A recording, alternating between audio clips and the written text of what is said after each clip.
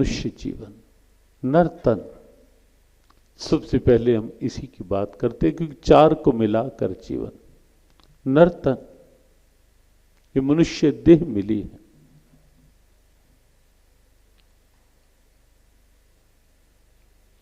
कितनी योनियां हैं, कितने शरीर हैं, हम देखते ही हैं।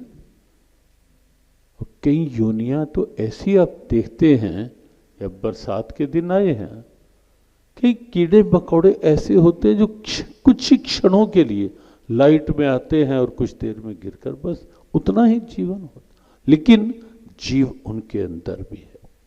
जितनी देर का जीवन उनके अंदर भी है।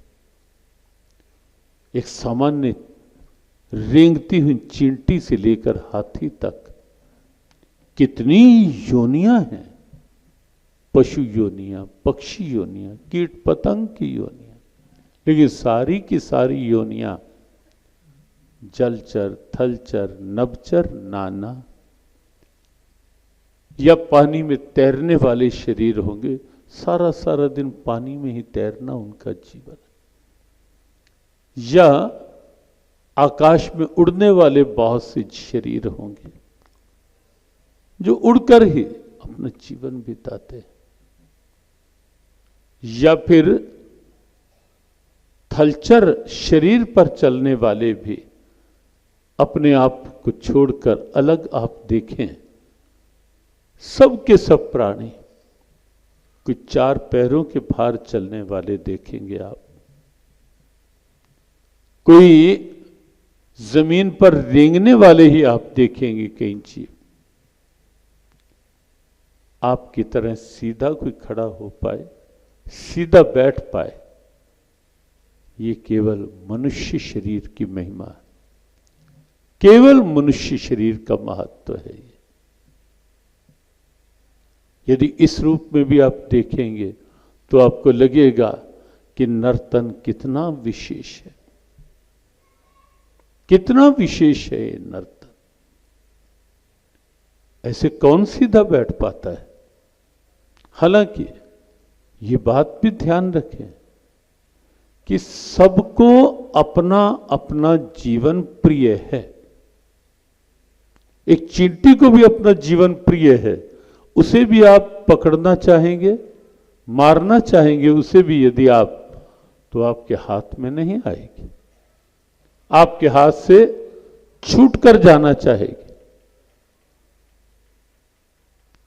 एक मच्छर में क्या है जीवन उनका, लेकिन अपना जीवन उनको भी प्रिय है। सबको अपना अपना जीवन प्रिय। जीव वही है, अलग अलग योनियों में कहीं ना कहीं भ्रमण करता है, शरीर प्रारब्ध के अनुसार मिलता है। आकर 4,84,000 योनि भ्रमत यह जीव अविनाशी, फिरत सदा माया कर प्रेरा, काल कर्म स्वभाव गुण घेरा। और उसके बाद कबहु करी करुणा नर देही, देत ईश बिनु हेतु सने। तब कहीं जाकर 1,84,000 भ्रमते भ्रमते मानक तन पायो, ये मनुष्य शरीर मिलता है। कितनी योनियां, लेकिन सबकी अपनी अपनी प्रारब्ध है। लेकिन उस नाते से भी आप देखें तो मनुष्य जीवन बड़ा अलग महत्व रखता है, बहुत अलग। तो मनुष्य से नीचे की जो योनियां हैं, शरीर हैं, वो केवल अपने पाप कर्मों के प्रारब्ध के कारण आए हैं, उन्हें वो प्रारब्ध पूरी करनी है बस, उससे आगे कुछ नहीं। और इसीलिए आप देखेंगे ये सत्संग, भजन, पाठ या कल्याण के जितने साधन हैं, यज्ञ, दान, तप, ये उन योनियों के लिए नहीं है। कभी नहीं आपने देखा होगा कि पशुओं के लिए कोई सत्संग का आयोजन होता हो, पक्षियों के लिए कोई सत्संग का आयोजन हो, कभी नहीं। ये केवल मनुष्य के लिए। और तो और जो देव योनियां हैं वो अपने पुण्य कर्मों की प्रारब्ध लेकर वहां उस योनि में होते हैं। उन्हें अपने पुण्य कर्मों की प्रारब्ध पूरी करनी है। नए सिरे से सत्संग उनके भाग्य में भी नहीं, नए पुण्य करना उनके भाग्य में भी नहीं है कि सत्संग कर लें, कोई यज्ञ, कोई सेवा, कोई दान, तप, कुछ नहीं है उनके लिए। और यही तो कारण है कि देवता भी मनुष्य शरीर की कई बार परमात्मा से प्रार्थना कर बैठते हैं। मनुष्य शरीर मिले और भारत भूमि में मिले।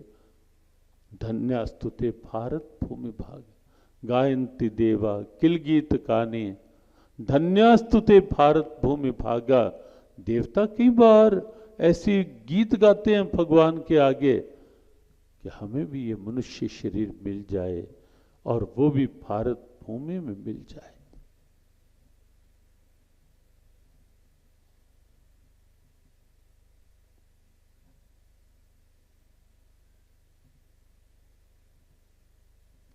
उसके कई प्रमाण भी हैं। शुक तीर्थ में जब भागवत महर्षि शुकदेव महामुनि भागवत कथा सुनाने लगे थे परीक्षित, और हजारों ऋषि थे सामने, और श्रीमद् भागवत कथा जब आप सुनते हैं तो ये प्रसंग आता ही है कि उस समय स्वर्ग के देव वहां आकर उपस्थित हुए थे।